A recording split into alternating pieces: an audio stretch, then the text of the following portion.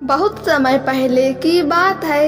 एक गांव में एक किसान रहता था। उसके पास दो जानवर थे, एक गधा और एक बकरी।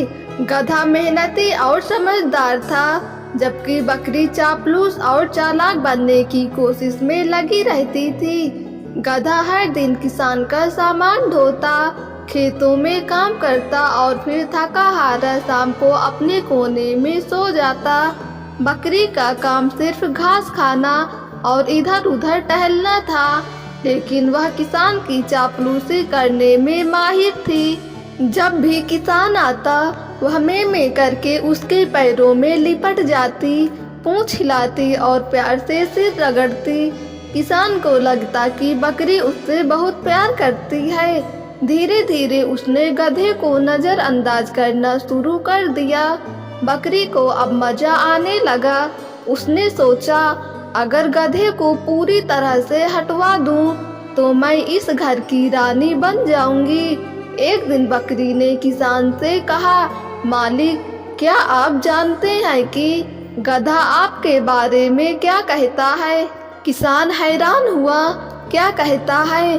बकरी ने चालाकी से कहा, वो कहता है कि आप बहुत आलसी हैं, काम करना नहीं आता और वह ही अकेला इस खेत का मालिक है।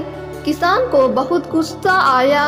उसने बिना सोचे समझे गधे को सजा देने का फैसला कर लिया, लेकिन गधा बहुत समझदार था। उसने सब कुछ सुन लिया था। रात को गधे ने सोचा, अगर मैं चुप रहा तो बकरी मेरी जगह ले लेगी, मुझे कुछ करना होगा। अगली सुबह जब किसान गधे को सजा देने जा रहा था, तभी गधा बोला, मालिक, क्या आपने कभी खुद देखा है कि बकरी दिन भर क्या करती है? किसान ने कहा, नहीं, मुझे तो लगता है वो बहुत भोली और प्यारी है। गधा बोला, एक दिन आप उसका पीछा कीजिए, सच्चाई सामने आ जाएगी। किसान को शक हुआ और अगले दिन उसने बकरी पर नजर रखी। उसने देखा कि बकरी खेत की फसल चर रही है, बच्चों को सींग मार रही है और बाकी जानवरों को तंग कर रही है।